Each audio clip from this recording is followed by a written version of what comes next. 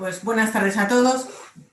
Intentaré hacer la charla un poco amena porque esta hora es mala.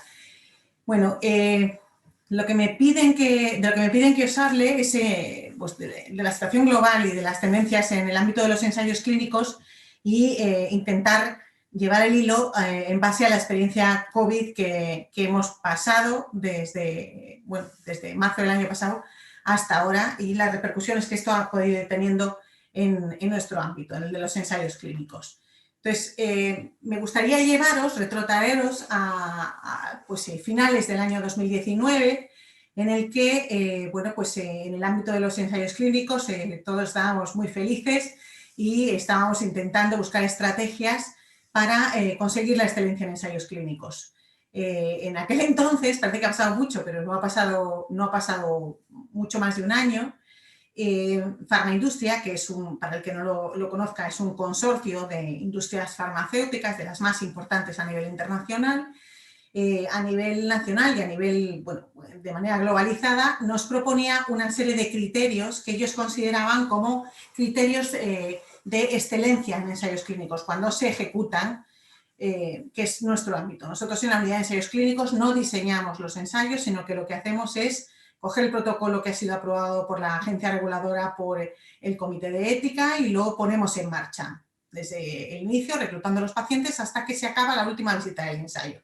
Bueno, pues entre estos criterios de excelencia que marcaba Farmaindustria, hay muchos que, los que nosotros ya estábamos trabajando, por ejemplo, la colaboración a todos los niveles es fundamental, la colaboración entre el promotor, ya sea industria farmacéutica o sea un investigador independiente, los agentes coordinadores de investigación, como en nuestro caso es el IDIVAL, los hospitales o los entornos sanitarios en los que se hacen los ensayos, los pacientes, los monitores, esto es importantísimo. En segundo lugar, nos hablaba de la importancia de que los equipos estuvieran bien formados en todo lo que es investigación, en lo que son el entorno de buenas prácticas clínicas, ya el instituto ha hecho varios cursos, y que hubiera un apoyo institucional para fomentar fundamentalmente las fases tempranas. En nuestro caso, el hospital ya había hecho una apuesta valiente en 2013, finales de 2012, principios de 2013, con la puesta en marcha de una unidad de ensayos clínicos en fases tempranas, que, como veremos un poquito más adelante, ha colaborado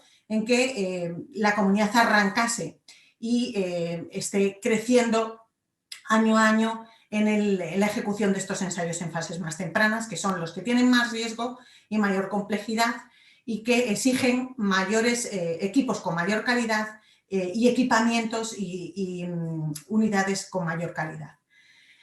El tercer punto que nos marcaba Farmaindustria como criterios de excelencia es la búsqueda de nuevos diseños, y aquí también se estaba trabajando, a poco que se conozcan sobre ensayos clínicos que se publiquen en revistas científicas de alto nivel, por ejemplo, en el área de la oncología, nuevos diseños van surgiendo. La pandemia nos ha llevado a, quizá no nuevos diseños, o sí, pero fundamentalmente a otra manera de hacer los ensayos. Si antes teníamos que acabar la fase 1 de los ensayos clínicos, que es la primera administración en humanos, para pasar a la 2, y teníamos que haber acabado la fase 2 para pasar a la 3, pues en este caso la pandemia nos ha llevado a una manera nueva de hacer diseños, pero estamos hablando en cualquier caso en lo que pasaba a finales del 2019.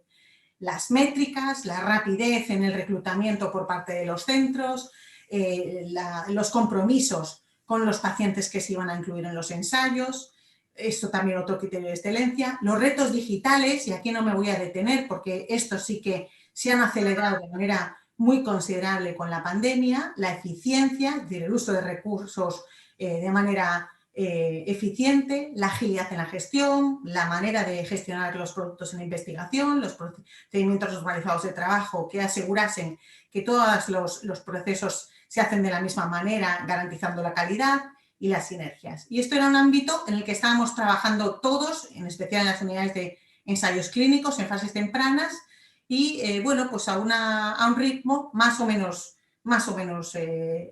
rápido, pero sin perder de vista estos 10 estándares de excelencia. ¿Cuál era la situación a finales del 2019 en la comunidad en cuanto a ensayos clínicos activos?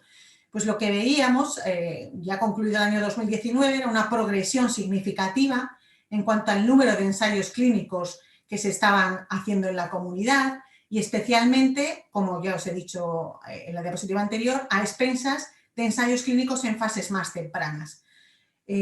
Lo cual significa pues, un aumento en la calidad percibida por los promotores, por la industria farmacéutica. El 80% de los ensayos que se hacen en Cantabria y en España están promovidos por industria farmacéutica, son promotores de industria farmacéutica, y hay un 20% que serían de promotor independiente, es decir, no industria farmacéutica, sino investigadores o grupos de trabajo o de grupos, sociedades científicas que los promueven. Bueno, pues como os digo, la evolución en Cantabria en estos últimos 5 años, mirando en el punto del 2019, era un claro aumento de aquellos ensayos clínicos en fases más tempranas, de más complejidad, más riesgo.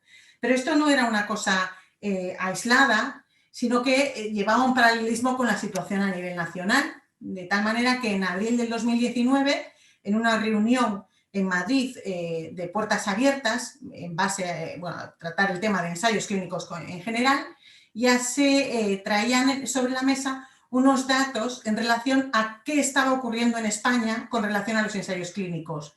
Y ya se percibía como en los últimos 15 años, en España estas fases tempranas, la fase 1 y la fase 2, habían crecido en más de un 40% y ya eran más del 50% del total de ensayos que se llevaban a cabo en nuestro país. Lo que de nuevo evidenciaba, a criterio de Farmaindustria, un salto cualitativo en la calidad en los ensayos clínicos que ya había dado España. Por desgracia, en marzo del 2020, es decir, en esta situación ideal y de que estábamos muy contentos y todo iba creciendo, aparece la pandemia y un miedo que a mi juicio era razonable. Es decir, la pandemia paraliza muchas cosas, especialmente en el primer semestre del año, y el miedo que nosotros en concreto teníamos como unidad es que no siempre se ha considerado la actividad de ensayos clínicos como una actividad esencial, es decir, todavía, afortunadamente con la pandemia también esto es una de las cosas que ha cambiado, incluso la sociedad percibe la necesidad del ensayo clínico y la necesidad de la investigación para poder salir de este pozo. Pero cuando irrumpe la pandemia con mucha fuerza en marzo del 2020, nosotros empezamos a pensar, bueno, pues nos vamos a parar, ¿qué va a ocurrir con los ensayos clínicos? Porque todos los recursos se están derivando a lo que se tiene que derivar, que por otra parte es lo que era necesario, ¿no? Para salvar o para minimizar el impacto en número de muertes. Nuestra sorpresa es que, bueno, esta noticia también en el Foro de Farmaindustria que se publica a principios de mayo, lo que dice es que España se posiciona como 4º país del mundo y primero de Europa en ensayos clínicos de tratamientos contra coronavirus. Es decir, 4º país del mundo en ensayos. A esa fecha, 5 de mayo, 58 ensayos clínicos con posibles medicamentos para tratamiento de COVID en nuestro país.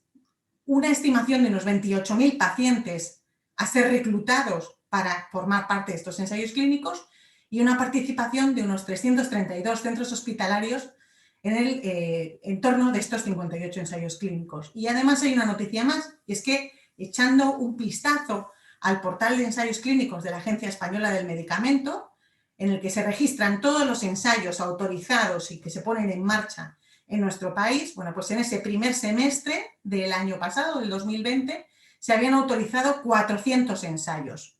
Esos 58 eran en el ámbito de COVID, pero el resto eran en otras patologías importantes, patologías prevalentes, patologías con pocas opciones, todos estos casos, pero 400 en el primer semestre, teniendo en cuenta que estábamos en un estado de alarma durante los primeros meses y con poco margen de maniobra. Esto es, a nuestro juicio, una buena noticia. Es decir, la pandemia no solo no ha parado la investigación, sino que en algunos aspectos la ha activado. Bueno, la prueba está en que en menos de un año hay ¿cuántas vacunas aprobadas? Creo que en este momento 4 vacunas aprobadas. Bueno, ¿cómo lo hemos vivido nosotros? Nosotros veníamos de un año, el 2019, con un incremento de visitas importantes y una aprobación de 58 ensayos nuevos en el 2019. Nosotros veníamos de una casuística de aprobación anual y de ejecución anual de unos 20, y en el 2019 se produce un despegue y se aprueban en este año, aparte de los que teníamos activos, se aprueban 58 ensayos nuevos. Por tanto, lo que esperábamos durante el 2020 era un aumento brutal de reclutamiento de pacientes para cubrir las necesidades de estos ensayos. Y, bueno, pues a pesar de la pandemia, pues se ve en la primera parte, hasta el 18 de marzo, hasta la línea roja, en la gráfica de abajo, se ve como hay un incremento del número de visitas diarias importante, pero llega la pandemia, quizá hay una ralentización inicial, pero luego hay una recuperación, hasta tal punto que aquí os traigo, no tengo tiempo de terminar la gráfica hasta el 2020, que ha habido un significativo aumento de visitas, pero a fecha 19 de junio teníamos un incremento del 98% de la actividad, es decir, prácticamente la habíamos doblado, a pesar de que estábamos en pandemia. Esto se ha podido realizar por una serie de estrategias que se han implementado, como se han implementado en todo el hospital, pero sí que es verdad que muchos de los servicios del hospital han tenido que frenar su actividad y han redirigido, no frenar, pero sí por lo menos la presencial. Nuestra actividad ha sido presencial en más del 99% de las visitas, es decir, muy pocas se han convertido en visitas no presenciales, y lo que está claro es que nuestra actividad no se ha reducido, sino que se ha incrementado clarísimamente. Bueno, además, tengo que destacar que el hospital ha recibido, yo creo que muestras de apoyo a la calidad que viene manteniendo en el ámbito de los ensayos clínicos y, bueno, pues se nos eligió como centro para participar en el ensayo fase 2 con la vacuna contra el COVID de Janssen, en el que seguimos participando. Este ensayo empezó en septiembre, pero en él seguimos participando. Bien, este es un panorama que aparentemente, bueno, para cualquier observador poco avezado, diría, bueno, pues la pandemia no ha tenido repercusión sobre el desarrollo de los ensayos clínicos en la unidad de ensayos clínicos, pero lo que es cierto es que con el inicio de la misma se ponen sobre la mesa una serie de preguntas que yo creo que a nivel global, es decir, en todo el mundo, cualquiera que se dedicara al ámbito del ensayo clínico se interrogó y puso estas preguntas sobre la mesa, ¿no? Son estas tres que os pongo aquí. Primero, lo que primero nos preguntábamos y se preguntaron los promotores de los ensayos clínicos es qué había que hacer. Entramos en estado de alarma y ¿qué hacemos con el reclutamiento de los ensayos que tenemos en curso? ¿Lo paramos? La segunda pregunta es ¿qué pasa con los sujetos que ya tenemos inscritos en los ensayos clínicos y que no pueden viajar al centro? Claro, un estado de alarma implicaba limitación importantísima de movilidad, pero los pacientes tenían que seguir viniendo al centro para hacer las visitas de protocolo. Y en tercer lugar, ¿de qué manera se podía reducir el riesgo de que los sujetos que vinieran al centro se infectaran, pero manteniendo el acceso al producto de investigación? Claro, cuando un paciente ya está dentro de un ensayo clínico, parar la medicación del estudio, pues sesga todos, o sea, hace que los datos que se han recogido con anterioridad puedan tener una cierta utilidad, pero lo que es interesante es que todas las visitas se mantengan, que los tiempos de evaluación de seguridad y de eficacia se mantengan y que no se interrumpan. Por tanto, estas tres preguntas son las que pusimos encima de la mesa inevitablemente. Vamos a ir un poco desgranando cómo se solucionaron o qué es de qué dependían estas decisiones, ¿no? Para la decisión de tener reclutamiento, os adelanto que no llegó ni a un 5% los casos en los que se suspendió el reclutamiento de nuestros ensayos, quizá porque nosotros estábamos con un predominio de fases tempranas e interrumpir los ensayos en fases tempranas es más complejo que cuando los ensayos ya están en fase más avanzada, cercana a lo que es la práctica clínica habitual. Pero en esta decisión pesaron 4 puntos muy importantes. Primero, si el centro iba a tener capacidad, tanto el centro como de ubicación, o sea, de instalaciones, como de personal para estar disponible durante toda la duración prevista del ensayo. En segundo lugar, el estado operativo de los proveedores. Nosotros tenemos unos proveedores que nos, surten de una serie de kits por visita, de instrumentos, de material necesario para llevar a cabo estas visitas. En tercer lugar, si íbamos a tener la capacidad de monitorizar los datos que estábamos adquiriendo de estos pacientes de manera continua, porque la monitorización lo que previene es de errores o de desviaciones de protocolo que pueden poner en riesgo al paciente y que además, si hay desviaciones importantes, no solamente se pone en riesgo al paciente, que es lo que más nos preocupa, sino que pudieran sesgar los datos. Y por último, si el producto de investigación tenía, por sus características, por su mecanismo de acción, la posibilidad de aumentar el riesgo de infección. Entonces, ¿cómo se trataron estos puntos? Pues en primer lugar, en cuanto a la capacidad del centro y de su personal de permanecer disponibles, después de conversaciones con el Servicio de Medicina Preventiva, se decidió que la plantilla tenía que dividirse en 2 grupos. Y así hemos estado trabajando durante toda la primera ola, hasta que se levantó el estado de alarma a finales de mayo. 2 equipos, de tal manera que si alguno de los miembros del equipo caía enfermo o se contagiaba, pues, y el resto del equipo tenía que hacer cuarentena, no inhabilitáramos la actividad de la unidad al 100%, sino que siempre existiera la posibilidad de que un grupo continuara trabajando y que, por tanto, los pacientes siguieran teniendo acceso a las instalaciones y a su tratamiento.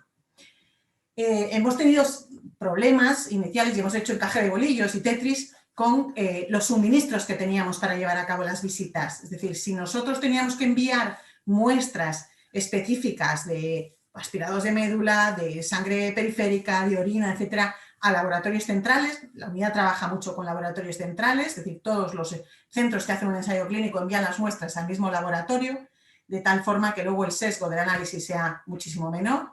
Bueno, pues curiosamente hemos tenido más problemas con respecto a tener suministros adecuados para realizar las visitas, o hemos tenido más problemas con el envío de las muestras a través de los couriers, pues, mandar los envíos a Bélgica, mandar los envíos a Suiza, mandar los envíos a Dublín. Ha sido más complicado casi que el mantener la actividad diaria de las visitas de los pacientes. Pero bueno, todo esto con ayuda de los promotores y con la buena voluntad de la plantilla de la unidad se ha ido solventando poquito a poco.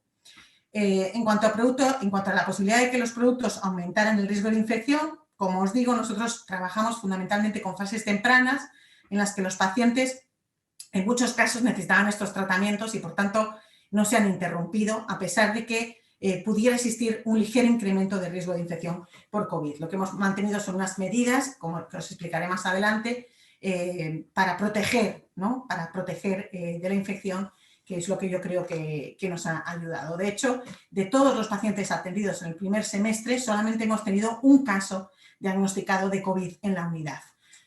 Solamente un caso de todos los pacientes recibidos. Vale, la segunda pregunta, ¿de qué manera reducir el riesgo de infección? Perdón, me he colado de pregunta. La segunda pregunta, ¿qué pasa si los sujetos inscritos no pueden viajar al centro? Nos obligó a valorar métodos alternativos. Yo creo que esto sigue un paralelismo con lo que ha ocurrido en muchas de las consultas del hospital, ¿no? Se ha ido a visitas virtuales con una diferencia, y es que nosotros, al ser ensayos en fases tempranas y un riesgo claramente alto de eventos adversos inesperados o graves, pues las visitas virtuales no sirven y por eso casi nosotros las hemos intentado evitar en todo lo posible, ¿vale? Pero sí que en situación de pandemia esto nos puede volver a pasar y en cualquier momento puede ocurrir. Bueno, pues es necesario valorar métodos alternativos para hacer las evaluaciones de seguridad. Esto supone discusiones abiertas sobre el impacto del cambio en la manera de ejecutar la visita entre el centro, el comité de ética y los promotores y, bueno, pues a veces pudiera ser necesaria una modificación en el estudio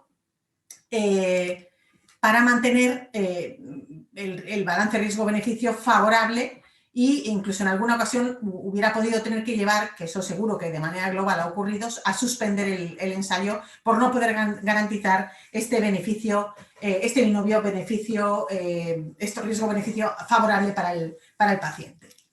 En nuestro caso, como os digo, no se tuvo que suspender ninguno, pero sí que es verdad que hubo que presentar alguna modificación relevante del protocolo al comité de ética y eso significó un ligero retraso en la ejecución de alguno de los ensayos.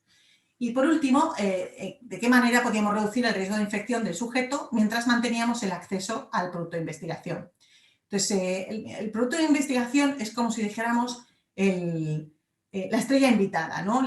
O el centro total del ensayo clínico. Y Los productos en investigación requieren unas condiciones de mantenimiento, no solamente que el acceso a ellos esté controlado, sino que la temperatura tiene que estar controlada, que las desviaciones de temperatura, por ejemplo, si son entre márgenes estrechos, se tienen que notificar rápidamente y poner los productos en cuarentena.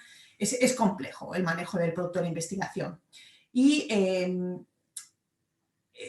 una vez que el circuito de medicación se cambia, nosotros tenemos un circuito muy bien definido de medicación en el hospital, el servicio de farmacia es quien recibe el producto de investigación y luego, bueno, pues en función del ensayo o en función de la ubicación en la que se va a desarrollar el ensayo, este puede ser dispensado en bloque al investigador, en nuestro caso a la unidad, o se maneja directamente en farmacia con todas las garantías, ¿no? Con todas las garantías que necesita de conservación y de almacenamiento el producto de investigación. En el momento en que el producto de investigación tiene que salir del centro, como nos ha ocurrido en alguna ocasión, y ha habido que mandarlo al paciente, esto, el circuito se modifica y una vez que se modifica, todas las consideraciones especiales y los requisitos tienen que quedar justificados y tienen que quedar perfectamente documentados. Y además hay un tema importante en el envío de medicación al domicilio del paciente y es que aquí interviene un tercero. Es decir,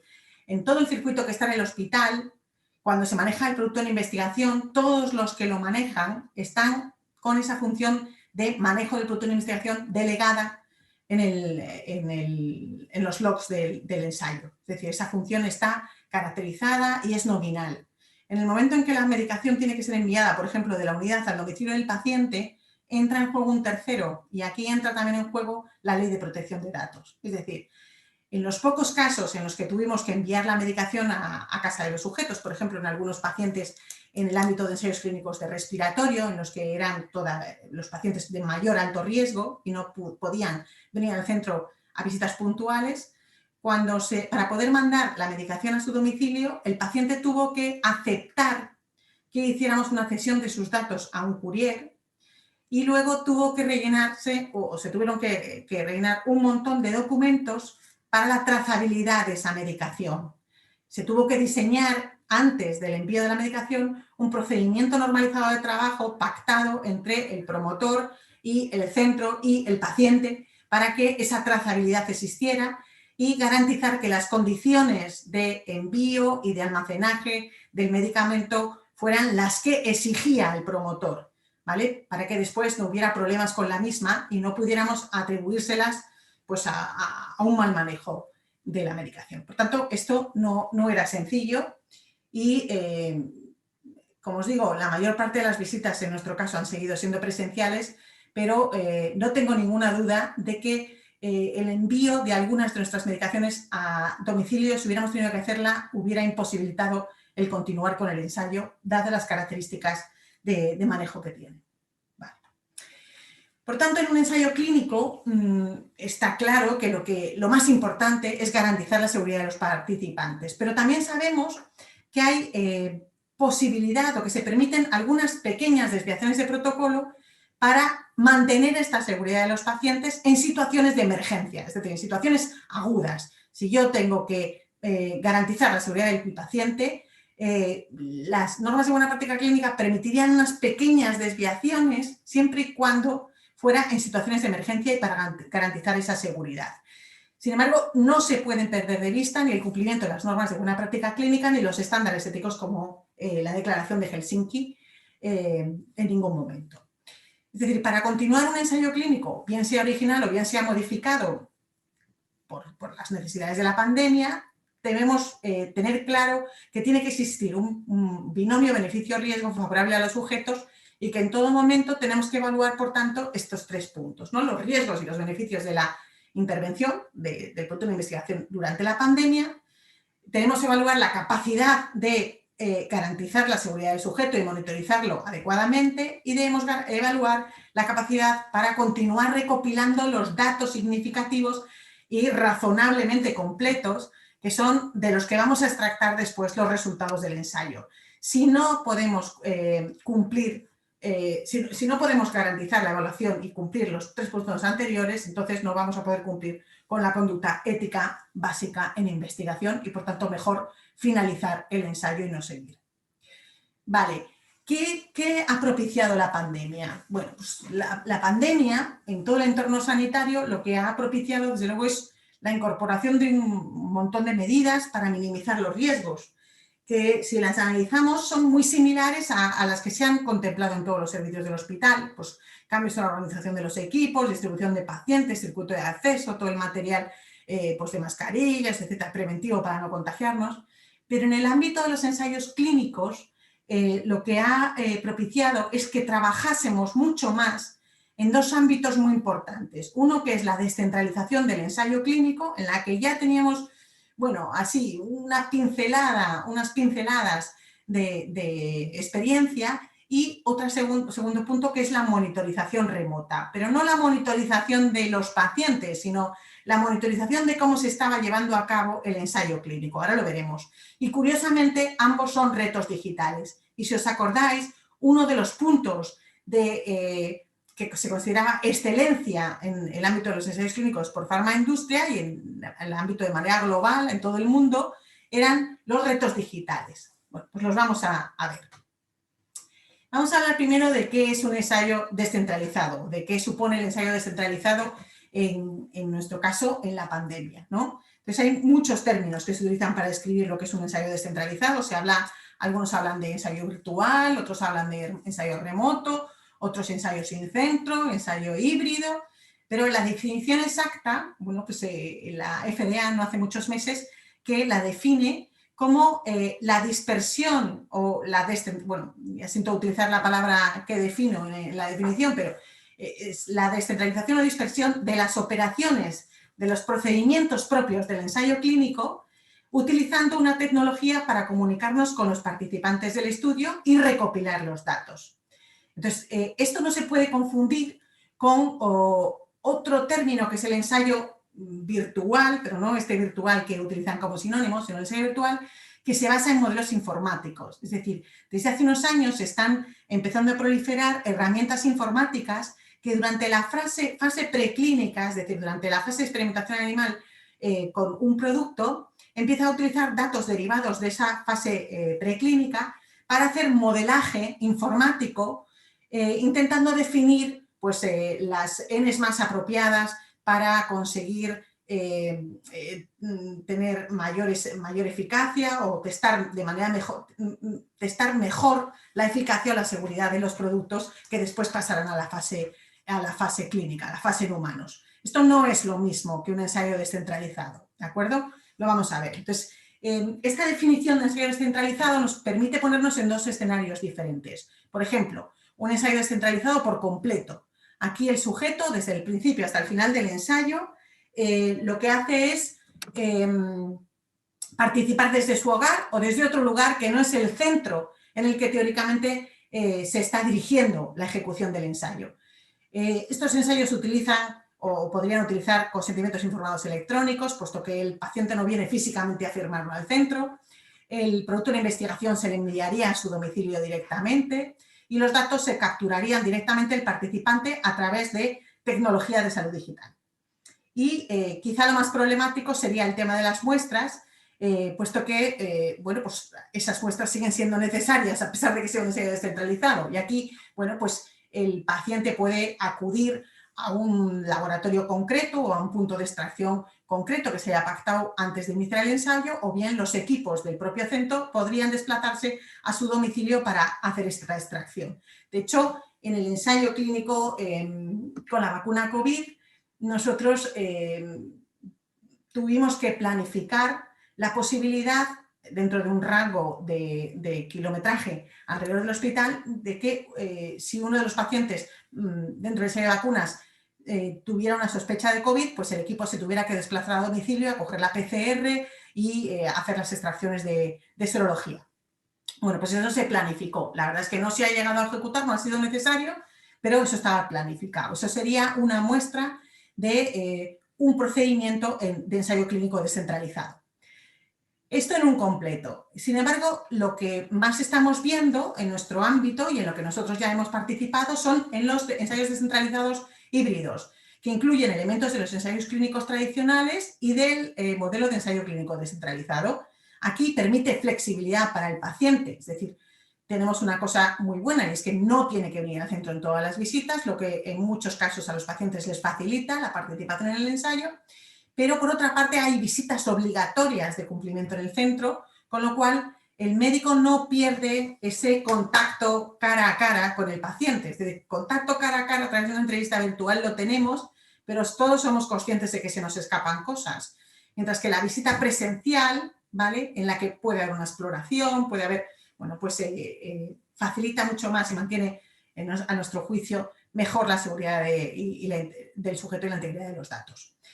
Por tanto, estos ensayos clínicos requieren que los participantes acudan al centro para algunas visitas concretas del estudio. Vale.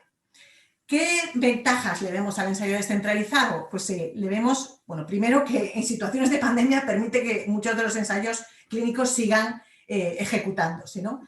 Pero segundo, y es una cosa que nos parece un reto importante, es que puede aumentar el alcance de los centros que hacen ensayos clínicos. Es decir, las barreras de acceso al centro se minimizan muchísimo, puede aumentar la diversidad de pacientes, de participantes que acceden. Es decir, muchas veces hay grupos de pacientes que en sí mismos tienen dificultades para venir al centro, al centro de investigación, es decir, porque viven muy lejos, porque, bueno, pues por barreras físicas, y nos permitiría también recopilar datos adicionales. Y un punto muy interesante, y esto es difícil de hacerlo convivir con las fases tempranas, y es que en este caso los ensayos se llevan en un entorno de mundo real, ¿vale? Las unidades de ensayos clínicos, que bueno, pues generalmente nos llamamos unidades clínicos en fases tempranas, es porque ese riesgo que os he explicado es mucho mayor y por tanto el paciente tiene que estar el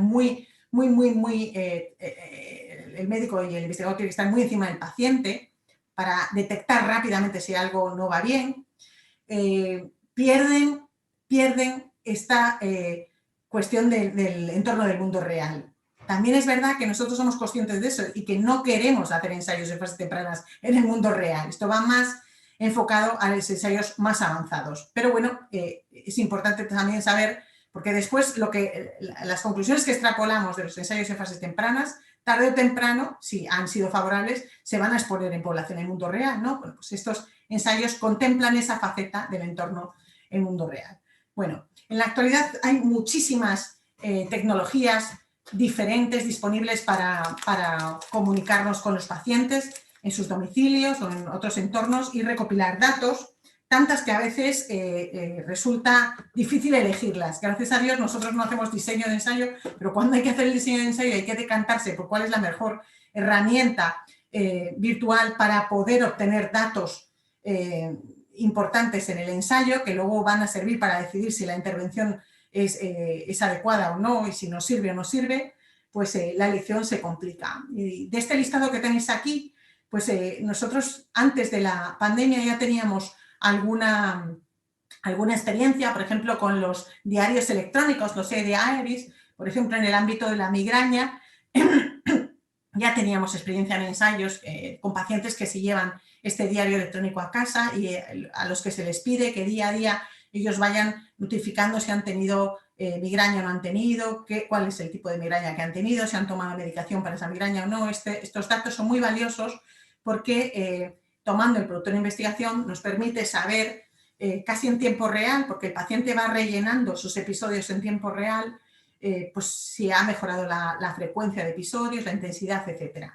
Teníamos también experiencia con los smartwatches, por ejemplo, en ensayos con insuficiencia cardíaca, o teníamos bueno, pues alguna otra experiencia, por ejemplo, con los ECOAS, con los dispositivos que lo que hacen es asesorar el resultado clínico, bien por parte del médico, bien por parte del participante o bien por parte del observador, del cuidador.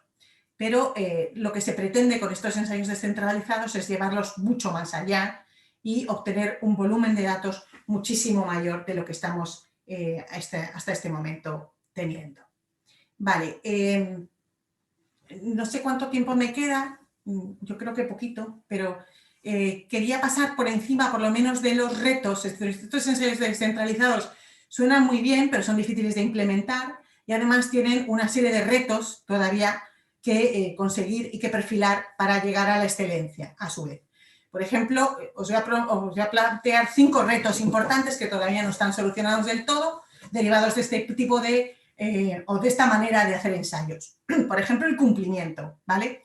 Muchas veces pensamos que el cumplimiento sigue siendo uno de los primeros problemas operativos, pero sí que se piensa, yo creo que el punto de partida es que los dispositivos electrónicos, todos estos que os he enseñado antes, podrían facilitar el cumplimiento. Nosotros tenemos experiencia, por ejemplo, en ensayos clínicos en psiquiatría, en los que el cumplimiento terapéutico puede a veces ser condicionado, como ocurre en muchos tratamientos crónicos, en los que el promotor quería que se usaran una serie de PDAs con una app en la que el paciente, en el momento de la toma de la medicación, tenía que grabarse con la boca abierta, tomando el comprimido, después enseñar cómo estaba la boca para verificar que realmente se había tomado el comprimido, ¿no? Entonces, nosotros pensamos que puede ser una buena manera de valorar el cumplimiento,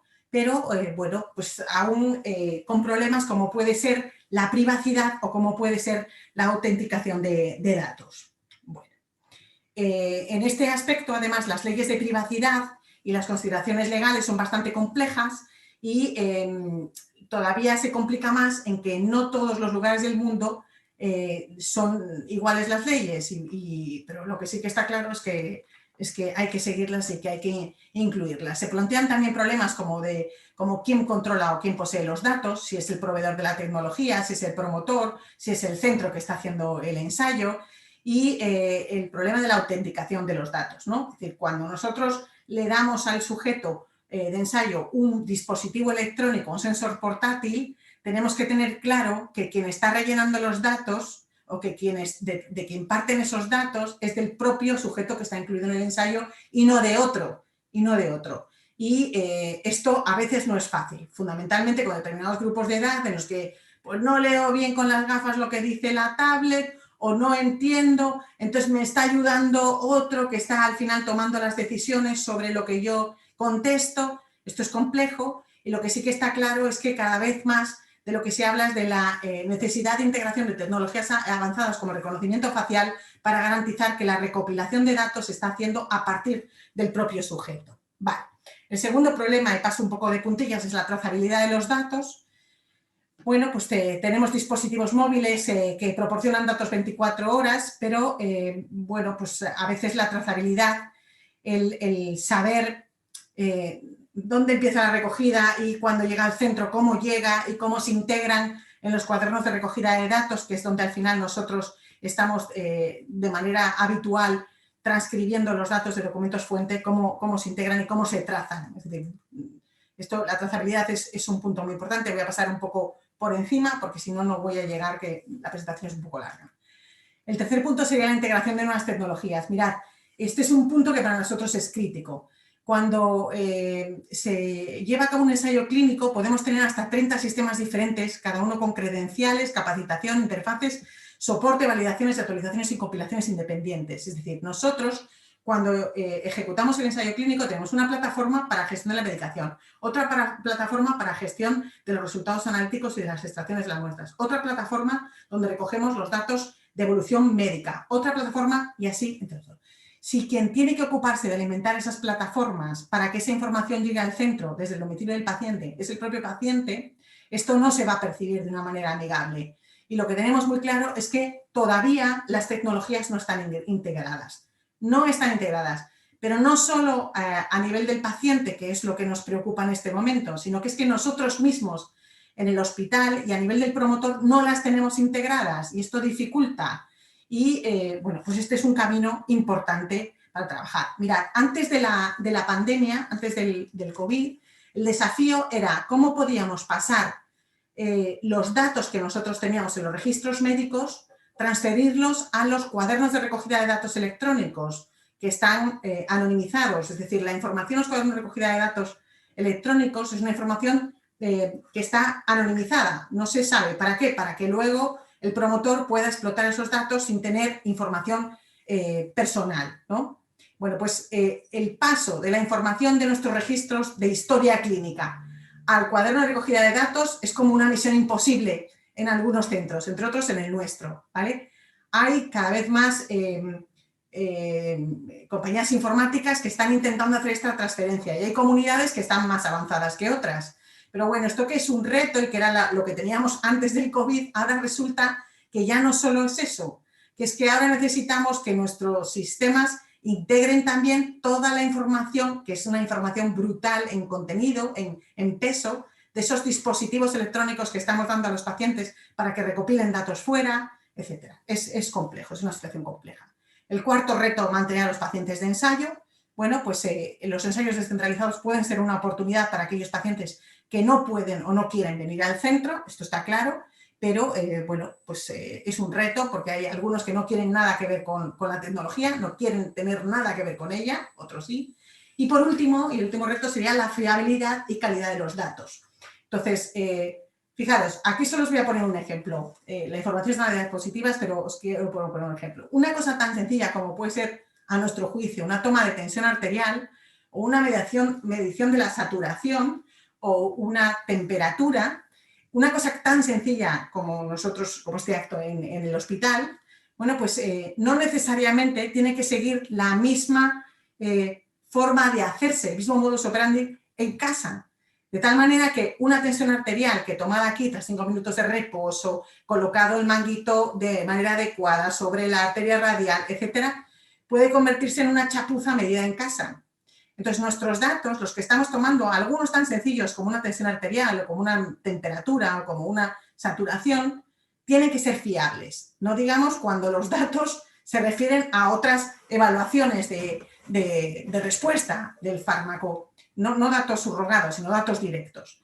Entonces, aquí es donde los promotores, los reguladores, las agencias reguladoras que luego van a aprobar los fármacos, pueden exigirnos o querer pruebas de que los datos que estamos recopilando en lugares diferentes son comparables. Y aquí pues tenemos alguna experiencia, ¿no?, con los dispositivos en casa y nosotros conectados por telemedicina, explicándole al paciente, la enfermera, cómo se tiene que colocar el manguito, cómo tiene, y después aceptar esa medición como buena. Es complejo, es complejo. Bueno. Yo creo que esto es una buena pincelada sobre los ensayos clínicos descentralizados, que es una nueva manera de seguir haciendo ensayos clínicos, pero en situaciones como la pandemia COVID. Vale, el segundo punto sobre el que estamos trabajando, y con esto no me voy a extender, es la monitorización remota. Mirad, ¿qué es la monitorización? Porque en varios momentos de la charla se dio la palabra monitorización en las diapositivas, más referida a la monitorización del paciente, es decir, a verificar que el paciente está en buenas condiciones, que está respondiendo bien o mal y que, bueno, pues desde el punto de vista de seguridad está controlado. Pero ahora hablamos de la monitorización de ensayos clínicos, que es una actividad que el promotor del ensayo delega en otra entidad y que consiste en vigilar que el ensayo se está llevando a cabo tal y como se ha estipulado en el protocolo, es decir, que se está realizando con garantías, que se archiva y se publica de acuerdo al protocolo, de acuerdo a los procedimientos normalizados de trabajo, de acuerdo a las buenas prácticas clínicas y de acuerdo a la normativa vigente. Hasta ahora, la monitorización que estábamos haciendo es una monitorización presencial, es decir, se pactan en un plan de monitorización las visitas que esta entidad en la que el promotor delega esta función de revisar, de vigilar que el ensayo se está haciendo adecuadamente, venía al centro, pactando las visitas. Claro, la pandemia dificulta que el monitor venga al centro, pero además dificulta que el centro pueda aceptar a los monitores en unas condiciones óptimas de seguridad, ¿no? Vienen a un entorno sanitario, al principio nos preguntaban, ¿me puedes garantizar que mi monitor va a estar en un entorno alejado de... Digo, ¿alejado cuánto?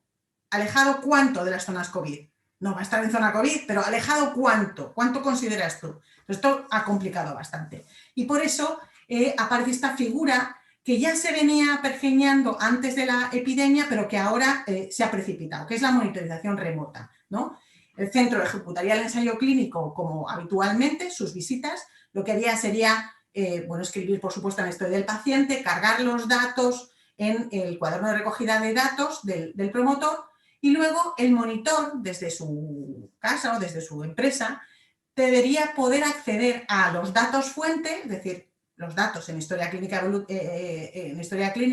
electrónica o en los evolutivos, es decir, donde estamos escribiendo lo que realmente ocurrió en ese momento, y chequearlos frente a los que se han metido en el cuaderno de recogida de datos. El problema que tenemos en el ensayo clínico es que los documentos que manejamos no son solo historia clínica electrónica, tenemos muchos otros documentos que están, en este caso, en mi caso, en la unidad, y que también recogen documentos fuente, y que, bueno, pues aquí está la disyuntiva. Estos documentos se tienen que escanear y subir a la historia clínica, puede linkarse la historia clínica a estos documentos, hay que subir estos documentos a un portal seguro donde el monitor en remoto también puede chequearlos. Esto es complejo, es complejo. Pero en principio a todos nos parece que la monitorización en remoto en estas circunstancias podrían ser beneficioso. Tenemos un problema más, y es la legislación en protección de datos, ¿no? Y luego la accesibilidad a nuestros sistemas informáticos. Claro, cada hospital tiene su sistema informático, no necesariamente con las mismas prestaciones ni con las mismas limitaciones, desde el punto de vista de protección de datos sí, pero bueno, iguales, y múltiples modelos de historia clínica que hacen que esta monitorización en remota no sea tan fácil de implementar. La Agencia Española del Medicamento, en junio del 2020, publica un documento de instrucciones para hacer ensayos clínicos en España durante la pandemia COVID. Y a raíz de este documento se hace una pregunta a la Agencia Española de Protección de Datos en relación a la posibilidad o la factibilidad de hacer esta monitorización remota. Es decir, si el centro tuviera capacidad para que el monitor accediera a su historia clínica, si esto estaría permitido o no. Y la Agencia Española emite una respuesta favorable hacia esta monitorización remota, pero con condiciones. ¿Y cuáles son estas condiciones? Pues las que impone la agencia. La agencia dice que la monitorización o verificación remota de los datos puede considerarse únicamente en estos tres supuestos: que sea investigación en ensayos para la prevención o tratamiento de COVID, puesto que es prioritario tener acceso a esos datos y monitorizarlos en tiempo real y saber que están recogiéndose de manera adecuada. Para los ensayos clínicos en fase 1 de primera administración en humanos, puesto que es un riesgo muy elevado para los pacientes y tenemos que tener también en tiempo real los datos que estamos recogiendo, y para todos aquellos ensayos que investiguen con tratamientos en enfermedades graves sin alternativas terapéuticas. Bueno, la agencia lo que dice es que necesitan estas situaciones, necesitan la aprobación previa de cada centro, de cada hospital, y el beneplácito del delegado de datos del centro. Bueno, hay otra serie de especificaciones, pero que voy a pasar por ellas. La Agencia Española de Datos, que me estoy extendiendo mucho, además pide que se firme una adenda al contrato entre el promotor y el centro, en el que quede muy claro que es el centro el que tiene que habilitar la utilización del sistema de acceso remoto y que solamente se permite esta situación en el marco de una crisis sanitaria, de la crisis sanitaria actual. Bueno, después hay otros compromisos, pero ambas coinciden en que de manera prioritaria, si es posible posponer el chequeo sobre la historia clínica vigente y real, pues que se espere, ¿vale? Pero bueno, habilita. 4 pinceladas sobre cómo afecta esto a nuestro sistema. Mirad, si miramos a nuestros sistemas de información, antes de la pandemia COVID, todos estábamos de acuerdo en que necesitábamos una información estandarizada sobre la participación de los ensayos, de los pacientes en ensayos en el centro, y que no teníamos esa información.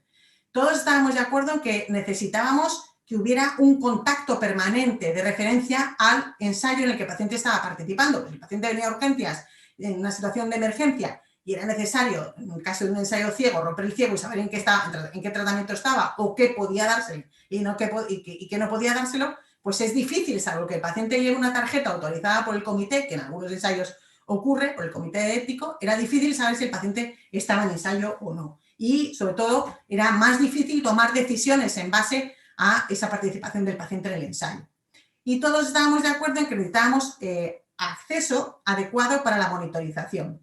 Hasta este momento, ¿cómo accedían los monitores a la historia clínica del paciente? Pues había dos modalidades, o bien se imprimían todos los registros del paciente y el monitor los chequeaba, lo cual es una barbaridad, o bien se sentaba el monitor en un puesto informático, ahora porque tenemos historia clínica de informática, y con alguien del equipo al lado se iban chequeando cuaderno de recogida de datos y lo que se había escrito en el documento fuente, que era de historia clínica.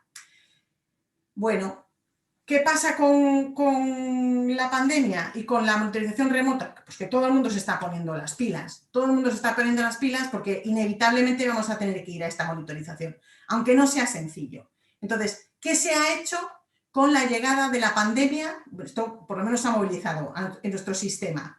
Pues lo que se ha hecho es que se está empezando a implementar, todos los pacientes que están en ensayo clínico, en la unidad de ensayos clínicos, si uno entra en el visor, en Altamira, si uno entra en Altamira, ve a la izquierda de su nombre, o sea, a la derecha de su historia, del número de historia clínica y a la izquierda de su nombre, un símbolo que es un matraz y que lo identifica como paciente que está en ensayo clínico activo. Si te pones encima del símbolo, aparece el código del ensayo, el investigador principal, la fecha de inclusión, la fecha de finalización y un posible contacto, si el investigador lo ha creído conveniente, un teléfono de contacto, ¿vale? ¿Cómo aparece eso? Pues aparece porque en Altamira se abre un proceso específico para el paciente. Ese proceso es el ensayo clínico, está en un ensayo clínico y dentro de los datos de ese proceso hay todavía más información, si el ensayo es ciego, si es abierto, si está randomizado, cuál es el producto de investigación, cuál es el servicio, cómo contactar con el servicio, etc. Este es el primer paso. ¿Para qué? Pues es el primer paso para que podamos después crear un perfil de usuario, de monitor, y que cuando llegue a hacer al centro, si es que no es remota la monitorización, que es física, pueda tener acceso a través de historia electrónica exclusivamente a aquellos pacientes que están dentro del ensayo para el que él está monitorizando. Y por un periodo que expira, es decir, con una fecha de inicio o con una fecha de fin, que es cuando el ensayo se acaba. Esta posibilidad de identificar a los pacientes que están dentro de un ensayo clínico concreto nos permitirá también después que el acceso en remoto sea no a toda la historia clínica de manera indiscriminada, sino solamente a aquellos pacientes que están dentro del ensayo, ¿de acuerdo? Esto significa que tendremos que montar un circuito de alta y de bajas de monitores, un acceso en remoto por VPN o como establezca el hospital o a un nivel más alto, ¿no?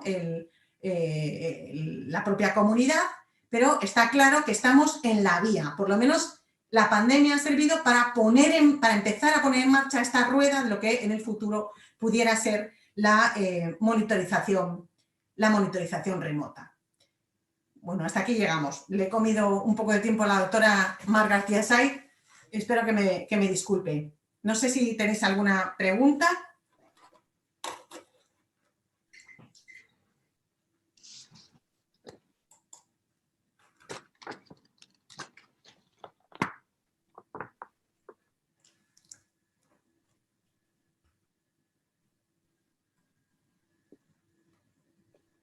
Bueno, pues si no hay preguntas, muchísimas gracias, doctora Sánchez. Siento haberle robado los primeros minutos, porque efectivamente se ha quedado el tiempo corto para la presentación. Y bueno, pues para no hacer lo mismo con la doctora María del Mar García, paso directamente a presentarla.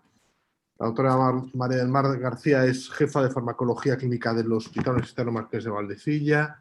Es la persona responsable de el nodo SCREN, la red de investigación clínica independiente promovida por el Instituto de Salud Carlos III a nivel de Cantabria y tiene mucha experiencia en el diseño de ensayos clínicos, como ha demostrado en los últimos años, especialmente desde que está en Valdecilla con la Corte SCREN. Ese ha sido también de los programas de formación relacionados con ensayos clínicos que hacemos desde el instituto y hoy nos va a hablar sobre todo del tema que ya, como os decía, domina, que es tan importante para nosotros, que es la investigación clínica independiente. muchas veces el patito feo de la investigación clínica, de los ensayos clínicos, y que todos tenemos muchísimo interés en que crezca, porque ahí detrás hay ensayos de especial valor para la sociedad, que no así muchas veces para las compañías farmacéuticas. Muchísimas gracias, Marc, por tu tiempo, y tienes por delante, pues me parece que es hasta las 6 de la tarde. Gracias. Gracias a vosotros por invitarme a participar en el curso. ¿Se oye, no? Vale. Sí, bueno, sí. Voy a compartir la pantalla. De participar en este curso de tendencias de investigación, y para no extenderme más, pues comenzamos hablando de lo que es la investigación clínica independiente o no comercial en contraposición a la investigación comercial básicamente promovida pues, por la industria farmacéutica o por otro tipo de empresas que desarrollan productos sanitarios o dispositivos que se utilizan en la práctica clínica. La investigación no comercial sería aquella, luego veremos cuál es la definición oficial, pero sería aquella que está promovida por instituciones, centros sanitarios o incluso profesionales que no tienen intereses en la industria farmacéutica. ¿Cuál es la principal diferencia o cuáles son las características que definen a una u otro tipo de investigación? Pues la investigación comercial, o sea, la que promueve la industria, generalmente tiene como objeto de investigación aquellas enfermedades que tienen una alta prevalencia, porque, como es lógico, interesa obtener medicamentos que luego puedan ser utilizados en un número importante de pacientes. En el caso de la investigación no comercial, pues por supuesto se centra en cualquier tipo de enfermedad, por supuesto también en las de alta prevalencia, pero también en otro tipo de enfermedades como pueden ser las enfermedades raras que afectan a una parte pequeña de la población. También los ensayos comerciales tienen diseños que van muy encaminados a luego poder cumplir unas necesidades regulatorias, es decir, que luego esos medicamentos puedan ser autorizados. Pues suelen ser ensayos grandes, sobre todo cuando estamos hablando de ensayos fase 3, pues son ensayos pivotales que luego van a permitir al laboratorio comercializar ese medicamento o ese dispositivo. Sin embargo, la investigación no comercial pues, plantea estudios cuyo diseño se dirige más a resolver problemas clínicos que puedan ser relevantes, ¿no? para los pacientes o para el sistema de salud. La investigación comercial suele tener como objetivo principal evaluar la eficacia de los medicamentos, y la no comercial, además de valorar eficacia, pues suele encaminarse también a otros aspectos como puede ser la farmacovigilancia o la seguridad de los medicamentos, la farmacoeconomía o el uso en poblaciones especiales o la farmacogenética. Como decía, la investigación comercial suele estar dirigida al desarrollo de nuevas moléculas, porque su objetivo principal es conseguir nuevos medicamentos que puedan llegar al mercado, mientras que la no comercial generalmente utiliza medicamentos que ya son conocidos. Lo que pasa es que intenta pues, buscarle nuevas indicaciones, nuevas formas de uso o posicionar esos medicamentos dentro de las estrategias terapéuticas pues, que tienen los profesionales de una determinada especialidad. Y también en cuanto a los comparadores, pues es muy frecuente que los ensayos clínicos comerciales utilicen placebo como comparador, sobre todo en las fases iniciales, o también terapias pues, muy estandarizadas y de amplio uso que incluso aunque no sean el tratamiento de elección en un momento determinado, mientras que la investigación no comercial generalmente lo que trata es de comparar medicamentos o estrategias terapéuticas entre sí. Pues un típico ejemplo puede ser el comparar distintas estrategias o distintos antibióticos pues, para el tratamiento de un shock séptico, ¿no? en la UCI, medicamentos que se usan habitualmente, pero que entre ellos no han sido comparados. O, por ejemplo, los medicamentos biológicos que generalmente cuando se desarrollan por parte de los laboratorios farmacéuticos, pues muchas veces están comparados con placebo y sin embargo luego no hay comparaciones directas entre ellos. Entonces puede ser interesante para un grupo de investigadores hacer ensayos clínicos comparativos entre este tipo de medicamentos. Como decía, el término de investigación no comercial o investigación clínica sin ánimo comercial es un término que tiene una definición legal, ¿vale? En el Real Decreto de Ensayos Clínicos, en el 2015, se define la investigación clínica sin ánimo comercial como aquella que es llevada a cabo por investigadores sin la participación de la industria farmacéutica o de la industria de productos sanitarios, y que además tiene que reunir una serie de características. Por una parte, el promotor va a ser una entidad no comercial, como puede ser la universidad, el hospital, una organización científica pública, cualquier otra organización sin ánimo de lucro, incluso organizaciones de pacientes o investigadores individuales podrían ser promotores en este tipo de investigación. Además, la propiedad de los datos de la investigación va a pertenecer al promotor desde el primer momento del estudio. No va a haber acuerdos entre el promotor y terceras partes que permitan, por ejemplo, el empleo de datos para usos regulatorios o para generar una propiedad industrial. En cuanto al diseño, realización, reclutamiento, recogida de datos, comunicación de resultados, todos estos aspectos van a estar bajo el control del promotor y además estos estudios no pueden formar parte de un programa de desarrollo de un medicamento que lleve a su autorización de comercialización.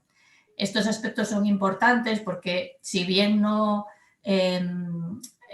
luego esto tampoco repercute demasiado, el que un ensayo sea catalogado como sin ánimo comercial no repercute demasiado en aspectos prácticos, pero sí que es importante pues luego a la hora de publicar resultados o a la hora de trasladar esos resultados a la práctica clínica, siempre va a tener mucho más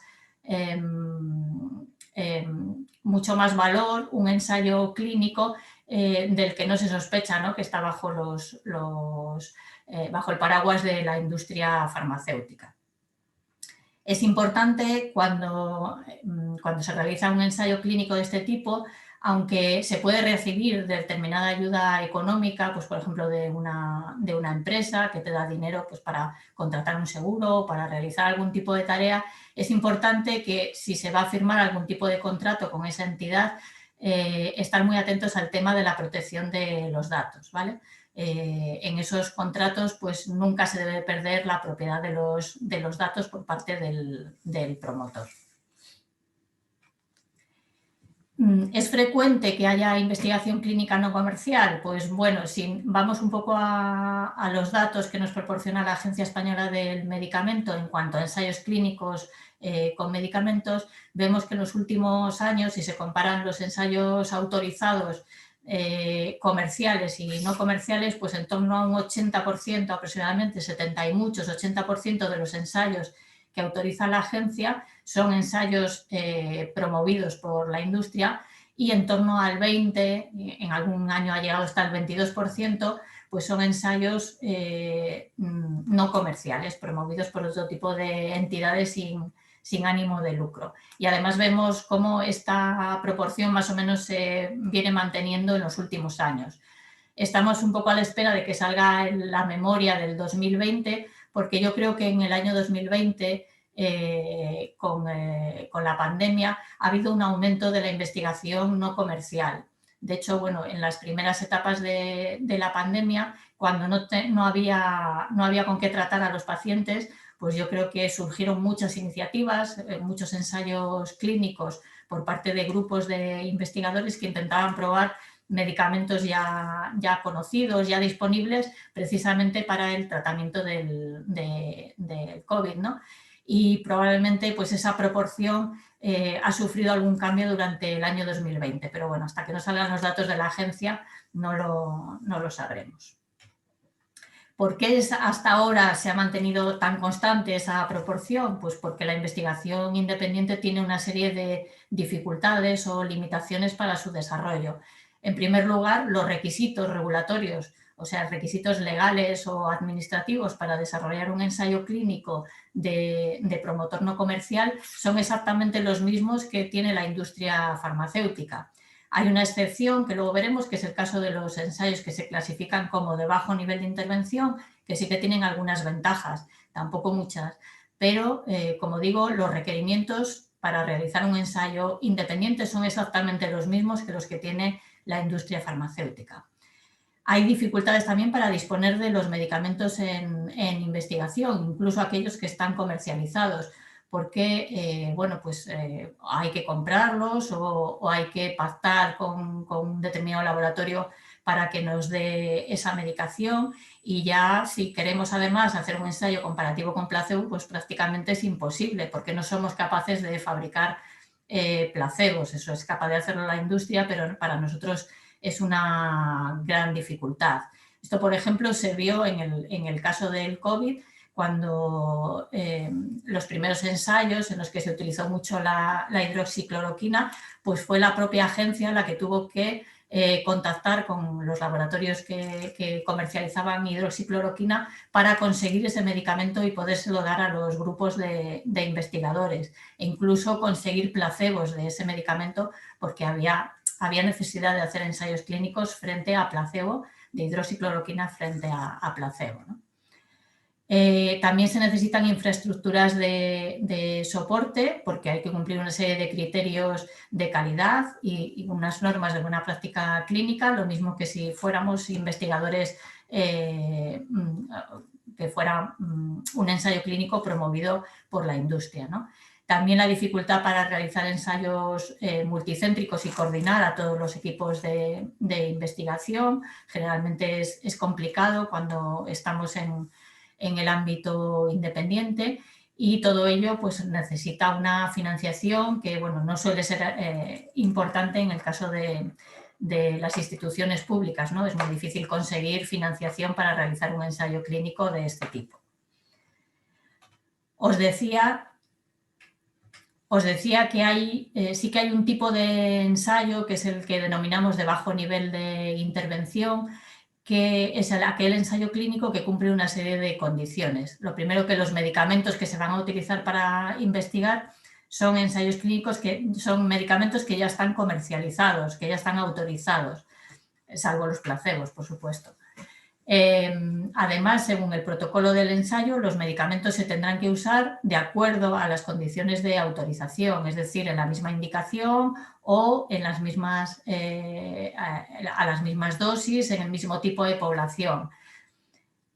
Sí que es cierto que se permite también el uso de medicamentos ya comercializados para probar, por ejemplo, otras indicaciones, pero siempre que haya cierto respaldo de datos científicos publicados en cuanto a la seguridad y la eficacia del medicamento en esa indicación. Por ejemplo, si hay guías de práctica clínica que lo recomiendan, incluso aunque no sea una indicación autorizada por la ficha técnica, pues podría encajar en esta definición de bajo nivel de intervención. Y luego, por supuesto, no podemos plantear en ese ensayo procedimientos o pruebas diagnósticas o de seguimiento que entrañen un riesgo superior al que tenemos en la práctica clínica habitual. Por poner un ejemplo, si yo voy a probar un medicamento no sé, pues, para una patología digestiva, ¿no? Y planteo que los pacientes tienen que ser sometidos a 3 biopsias de colon durante el seguimiento para ver la eficacia del tratamiento, pues, y eso no es práctica clínica habitual, estoy sometiendo al paciente a un riesgo que es superior al que sufriría en la práctica clínica habitual, y por tanto no se va a considerar un ensayo clínico de bajo nivel de intervención. O sea que para que sea bajo nivel de intervención, bien, tengo que utilizar los medicamentos en unas condiciones seguras y además no puedo hacer pruebas complementarias que supongan un riesgo para los pacientes. Bueno, pues en esos casos el Comité Ético de Investigación nos dará el visto bueno, nos dirá que el ensayo clínico es de bajo nivel de intervención, y entonces tanto la monitorización como el contenido del archivo y la trazabilidad de los medicamentos, que son uno de los factores limitantes para realizar ensayos clínicos, pues se pueden simplificar.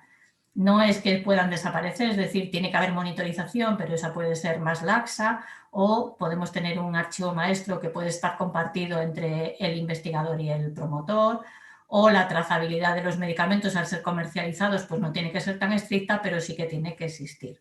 Y luego una ventaja importante también es en cuanto al seguro de responsabilidad civil que tiene que tener todo ensayo clínico con medicamentos. Si el del centro sanitario o la comunidad autónoma recoge la cobertura de este tipo de ensayos de bajo nivel de intervención, pues entonces se puede hacer el ensayo utilizando este seguro de responsabilidad civil, tanto individual como colectivo, siempre que se cumpla esta condición. Aunque estoy hablando todo el tiempo de ensayos clínicos con medicamentos o con productos sanitarios, se pueden hacer también otro tipo de estudios desde el punto de vista no comercial. Investigaciones con productos sanitarios, investigaciones con procedimientos invasivos, por ejemplo, procedimientos quirúrgicos o procedimientos diagnósticos. También investigaciones con otro tipo de productos, como solo pueden ser productos dietéticos o cualquier otra investigación, siempre que no tenga el soporte de una empresa privada. Todos estos tipos de estudios, por supuesto, tienen que tener la autorización del Comité de Ética de Investigación, del CEIM. Además, en el caso de los medicamentos, tendrán que tener la autorización de la Agencia Española del Medicamento. Los estudios observacionales tienen que tener, además, la autorización de la comunidad autónoma. Y los productos sanitarios, pues según el tipo de producto que sea, puede necesitar también la autorización de la Agencia Española de Medicamentos y Productos Sanitarios. Por tanto, tanto este tipo de estudios, sean comerciales como no comerciales, tienen que tener unas autorizaciones administrativas y cumplir unos requerimientos normativos comunes. Otro tema que también es interesante resaltar es que el personal involucrado en un ensayo comercial y no comercial va a ser el mismo. Tiene que haber un promotor, que por supuesto es aquel que tiene interés y que va a proporcionar la financiación para realizar el ensayo. Tiene que haber un equipo investigador que va a ser quien realice toda la parte clínica del ensayo y la atención a los pacientes. Habrá un monitor, creo que Blanca ya ha explicado bien cuál es la figura del monitor, que sirve un poco de nexo entre el promotor y el investigador y además corrobora que todos los datos que se recogen son adecuados. Además, es importante también contar con figuras como el gestor del proyecto, que va a coordinar a todo el equipo y todos los procedimientos del estudio, o los coordinadores de estudio, Study Coordinator, que también pues, van a participar junto con el investigador principal y los colaboradores en numerosas funciones relacionadas con el ensayo clínico. Y es muy difícil realizar un ensayo clínico sin tener el personal adecuado y, por supuesto, eso necesita financiación. Por eso, bueno, pues aunque tampoco tenemos unas demasiadas ayudas, sí que hay iniciativas a nivel nacional para promover la investigación clínica independiente. Estas iniciativas se vehiculizan a través de la Acción Estratégica en Salud y sus distintas convocatorias. Hay una convocatoria que es de generación de conocimiento y fortalecimiento del sistema de I+D+I, y dentro de ella, de la de generación de conocimiento, hay una convocatoria específica para proyectos de investigación clínica independiente. Este año ya ha salido esta convocatoria y ahora bueno, pues estamos un poco a la espera de que vayan saliendo los resultados.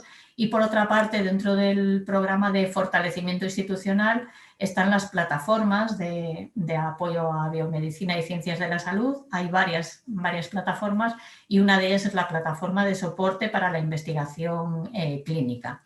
Y os voy a contar un poco este tipo de iniciativas, cómo nos podemos, cómo podemos aprovecharlas, ¿no? para nuestros proyectos de investigación independiente. En primer lugar, la convocatoria de proyectos de investigación clínica independiente lo que trata es de potenciar la realización de investigaciones que luego puedan ser aplicadas en la práctica clínica, es decir, que sea una investigación translacional y que permita mejorar el tratamiento de determinadas enfermedades. Sobre todo está centrado en potenciar investigación con terapias avanzadas como terapia celular, génica o ingeniería tisular. También investigaciones con medicamentos huérfanos, es decir, aquellos medicamentos que están orientados a tratar enfermedades raras, medicamentos de alto interés sanitario, por ejemplo, los de elevado coste. Se centra también en potenciar la investigación relativa a resistencia a antibióticos, a reposicionamiento terapéutico diagnóstico de determinados medicamentos, eso que comentábamos de utilizar medicamentos antiguos pues, para tratar enfermedades nuevas, medicamentos en poblaciones especiales, sobre todo población pediátrica, que muchas veces está un poco abandonada, ¿no?, por la investigación comercial.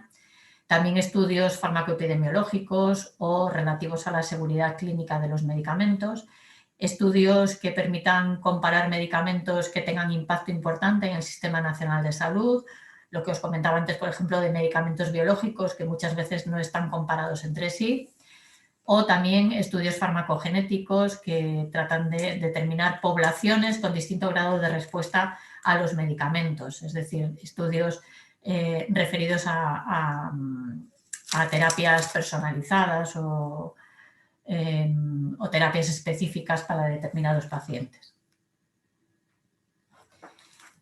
¿Qué requisitos tienen que cumplir los proyectos que se presentan a esta convocatoria? Pues generalmente se admiten ensayos clínicos con medicamentos o con terapias avanzadas de calidad contrastada. Eso quiere decir que previamente esa terapia ya ha tenido que ser desarrollada desde un punto de vista preclínico y tener una serie de requisitos de calidad para que luego pueda ser utilizada en ensayos clínicos. Preferentemente está orientada a ensayos de fase 1, 2 o 3, pero también incluso a aquellas etapas preclínicas ya finales que necesitan ser desarrolladas antes de que el medicamento pase a su investigación en humanos.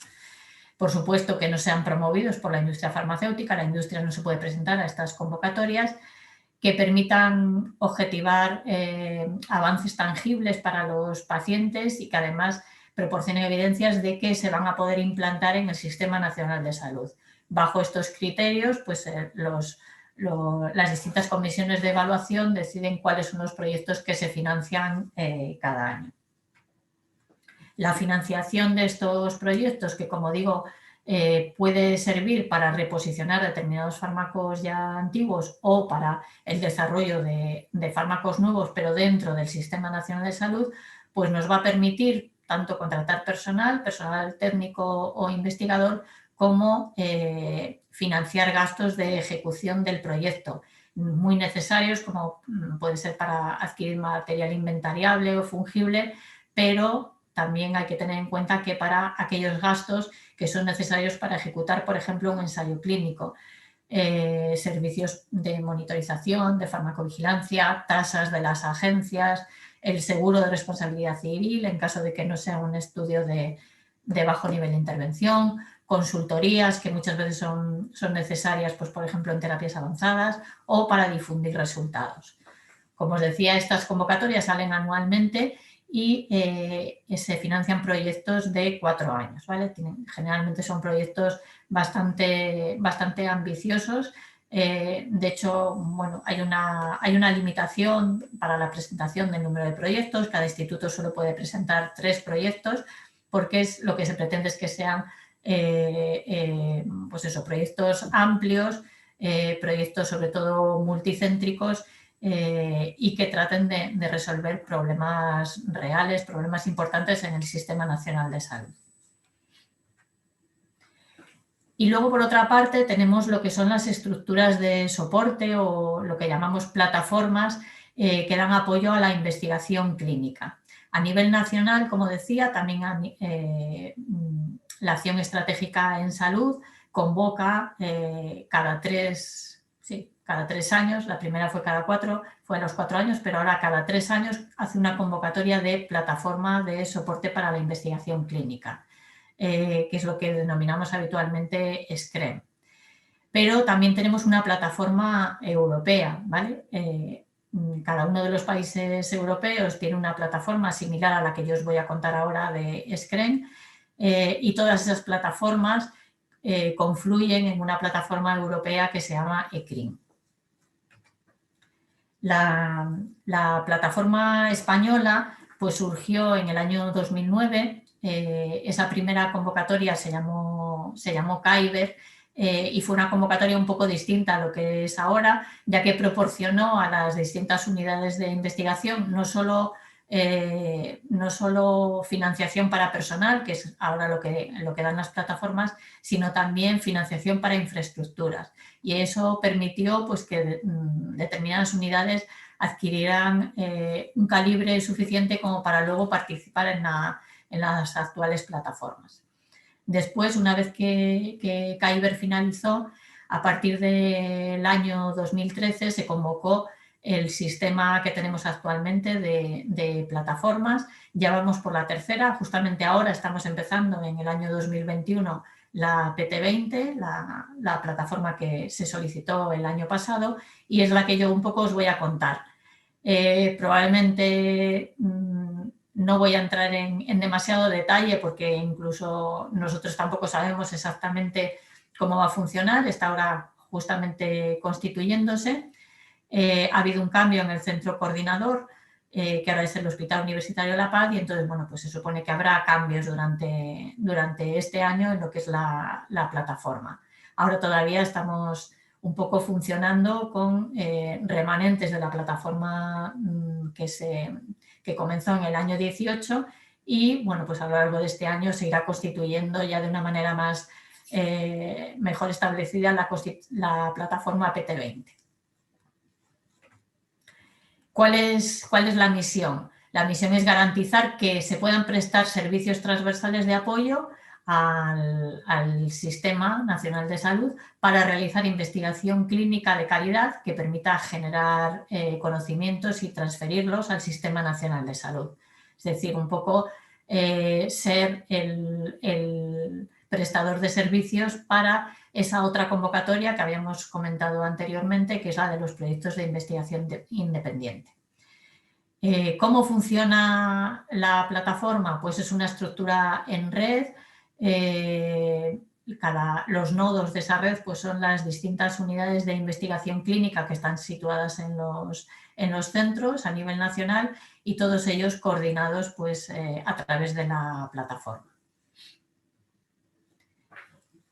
Objetivos de esta plataforma son muchos, pero básicamente, como os decía, lo que intenta es proporcionar soporte científico y también soporte técnico a centros que hacen investigación, que hacen I+D+I, en concreto todos aquellos que son estructuras estables colaborativas y que están dentro del ámbito del Sistema Nacional de Salud, como son los institutos de investigación, las RETICs o los CIBER.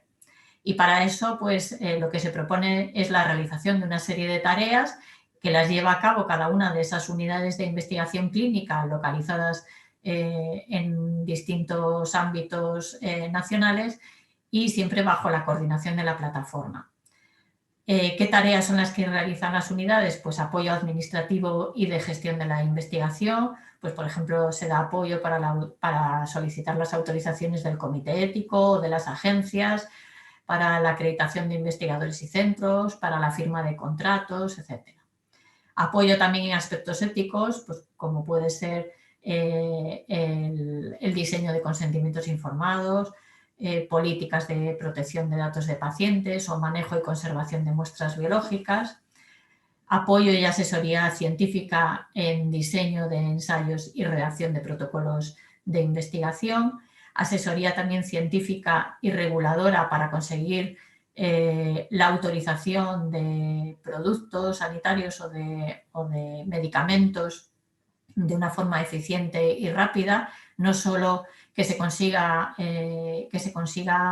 investigar sobre ello, sino que incluso se puedan autorizar, pues, por ejemplo, como puede ser para otras indicaciones, ¿no? En el caso de los medicamentos o de los productos sanitarios. Esa labor de conseguir la autorización de un producto, pues, es también compleja y puede necesitar la asesoría por parte de la plataforma. Apoyo en la puesta en marcha de estudios, sobre todo aquellos multicéntricos que se realizan en varios centros participantes. Tareas más operativas como las de monitorización, farmacovigilancia o gestión de datos, imprescindibles siempre que se hace una investigación clínica. Apoyo estadístico, pues para cálculo del tamaño muestral, desarrollo de planes estadísticos, análisis y presentación de resultados, redacción de informes, sobre todo el informe final de los estudios, que tiene unos requerimientos normativos, o apoyo en la redacción de manuscritos o en la gestión de publicaciones científicas que surgen como resultado de la investigación. Bueno, pues para cualquiera de estas tareas se puede obtener el apoyo de las unidades, no solo de la unidad del propio centro, sino de las unidades de todos los centros participantes en el caso de ensayos multicéntricos. Esta es un poco la estructura que va a tener la actual plataforma, la PT20. El eje principal son las unidades de investigación clínica localizadas en los centros.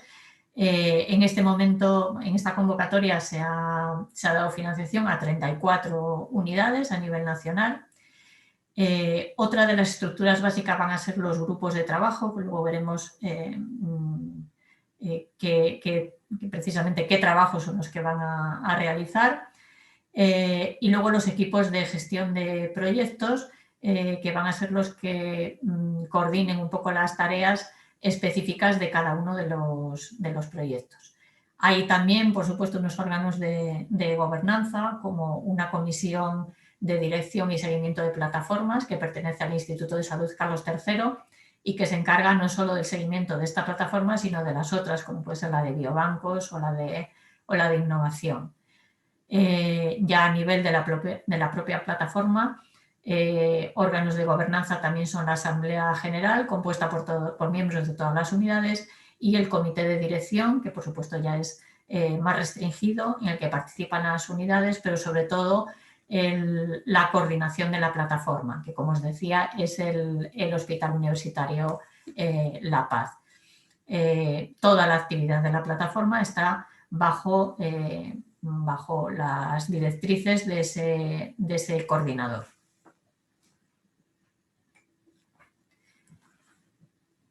Había dicho que un elemento organizativo básico de la plataforma son las unidades de apoyo a la investigación clínica, que ahora se van a llamar UIC, y realmente una unidad de apoyo de este tipo es aquellas infraestructuras y profesionales que están trabajando, pues, para conseguir los objetivos establecidos por la plataforma, es decir, para dar soporte a la investigación clínica independiente. Y esos objetivos van a ser evaluables a través de indicadores que se irán definiendo durante este periodo. Todas las actividades de las distintas unidades estarán coordinadas por la plataforma, de manera que todos trabajemos con procedimientos comunes. Ahora ya los tenemos, pero probablemente, bueno, pues habrá algunos cambios con esta nueva plataforma. Como os decía, en este momento hay 34 unidades financiadas de 14 comunidades autónomas. Los grupos de trabajo, lo que se van a encargar un poco es eso, de distribuir el trabajo que hay que realizar en cada uno de los proyectos, y también, pues, ir revisando todos los procedimientos de trabajo. Hay uno de metodología de investigación, también de regulación, ética y protección de datos, de monitorización, de farmacovigilancia, gestión de datos, estadística, formación, dirigida sobre todo a formación de los miembros de la plataforma, de estudios tempranos, que intenta establecer las bases para que se puedan realizar ensayos de fases tempranas, sobre todo ensayos fase 1 de forma independiente, otra de estudios pediátricos y otras poblaciones especiales, también para favorecer este tipo de estudios que, como os decía, no son muy frecuentes no es frecuente que sean asumidos por la industria, y otro grupo de trabajo de estudios observacionales y también de internacionalización, ya que lo que se pretende es que la plataforma participe mucho más en estudios multinacionales, sobre todo a nivel europeo. La otra estructura, recordar que las 3 estructuras básicas eran las unidades, los grupos de trabajo y los equipos de gestión de proyecto. Pues bien, los equipos de gestión de proyecto son específicos para cada proyecto que se una o que forme parte de la plataforma. Su función va a ser la de supervisar específicamente el desarrollo del proyecto para que llegue a buen fin. Estará coordinado por la unidad líder, supervisado por el gestor de proyecto que establezca el coordinador, y formarán parte de él pues todas aquellas personas, a todo aquel personal que esté directamente involucrado en el desarrollo del proyecto. Y lo que más nos puede interesar es cómo podemos conseguir que un proyecto promovido pues, por un grupo de investigadores o por un investigador de nuestro ámbito se incorpore a la plataforma. Es decir, cómo podemos conseguir que la plataforma dé apoyo a un proyecto. Pues bueno, por supuesto hay que presentar una solicitud siguiendo una serie de requerimientos que establece la propia plataforma. Hay una secretaría que se encarga de ver que se cumplen los requisitos necesarios, los grupos de trabajo ven si los servicios que se han solicitado son los adecuados, y después hay un comité de evaluación de proyectos que será ya el que emita su informe y haga una propuesta a la comisión de dirección. Cuando un proyecto es incluido en la plataforma, se constituye inmediatamente el equipo de gestión de proyecto y es cuando ya se empieza a funcionar. ¿Cuáles son los criterios que van a priorizar la inclusión de proyectos en esta plataforma? Por supuesto, las prioridades que establezca el Plan Estatal de I+D+I. Como os decía, estamos bajo el amparo del Instituto de Salud Carlos III y él es un poco quien dicta cuáles son las prioridades en cuanto a la plataforma. Se priorizan aquellos estudios que tienen financiación pública competitiva del Instituto de Salud Carlos III o de la Unión Europea, es decir, todos aquellos proyectos que son financiados en la convocatoria de investigación clínica independiente, pues van a tener el apoyo de SCREM. También aquellos proyectos en los que participan y cooperan en varios centros y varias comunidades autónomas, es decir, estudios multicéntricos. Y sobre todo, bueno, pues siempre que los centros involucrados tengan capacidad y experiencia para llevar a cabo el proyecto, y sobre todo si hay participación internacional, pues también va a ser un proyecto prioritario para SCREM. Por supuesto, se va a evaluar la calidad metodológica y se incluirán solo estudios, bueno, que tengan calidad, porque esa es la manera de que luego se puedan conseguir resultados desde un punto de vista translacional. No hay una limitación en cuanto a tipo de estudios o áreas terapéuticas en las que SCREM da apoyo. De hecho, bueno, pues esto es un poco el mapa de cuáles son las áreas terapéuticas de los 162 estudios que hasta ahora han estado incluidos desde la PT13 hasta la actualidad. Y como veis, bueno, pues sí que hay algunas especialidades que sobresalen, como pueden ser cardiología, enfermedades infecciosas, digestivo, oncología, pero bueno, pues hay una importante distribución en cuanto a otras especialidades. Veis también cómo hay ensayos COVID que se han incluido ya en la plataforma. La plataforma del año pasado, cuando comenzó la pandemia, enseguida asumió algunos estudios incluso internacionales que se plantearon en cuanto a tratamiento de COVID, y por eso, bueno, pues también es un área que destaca dentro de las áreas terapéuticas de apoyo de la plataforma. Y esta actividad, estos 162 estudios, pues permiten que haya ya varios miles de pacientes reclutados en distintos ensayos que forman parte de la plataforma de SCREN. Aquí veis un poco cuál es el paciente reclutados por mes desde noviembre de 2019 hasta agosto de 2020. Veis cómo al mes iban reclutando entre 200, 300 pacientes en los distintos ensayos clínicos activos. Veis cómo hubo una caída en marzo del 2020, que corresponde al inicio de la pandemia, pero inmediatamente empezaron a surgir ensayos clínicos COVID, que son los que aparecen en gris, y veis cómo en un mes pues, hubo 370 pacientes reclutados durante el mes de abril en ensayos COVID, lo cual hizo que aumentara mucho los pacientes reclutados en ensayos de la plataforma. También las visitas de monitorización pues, son una actividad importante dentro de lo que es la plataforma. Hemos dicho que la plataforma de apoyo en la monitorización de ensayos multicéntricos y bueno, esto puede ser un reflejo de cuál es la actividad, ¿no? También veis la bajada, ¿no? durante la etapa más dura de la pandemia, pero bueno, actualmente ya lo que es las visitas de monitorización presenciales o a través en remoto, como comentaba Blanca, pues se han ido implementando ya en los últimos meses.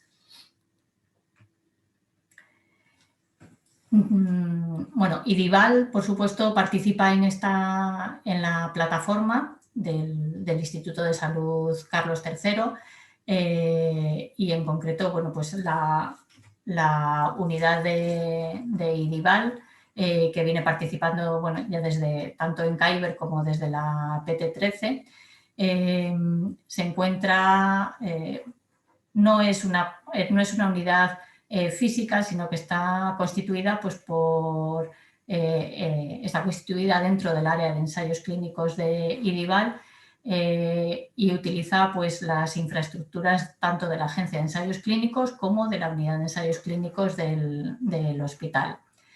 Esta unidad se apoya en el servicio de farmacología clínica, presta servicio a otros servicios asistenciales a nivel hospitalario, pero también presta su apoyo a profesionales de atención primaria, a centros de salud.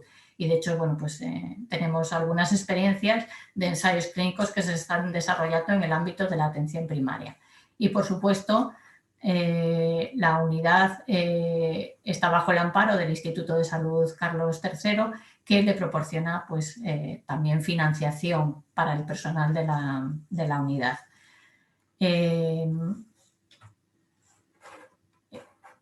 Este es el personal que participa en la unidad.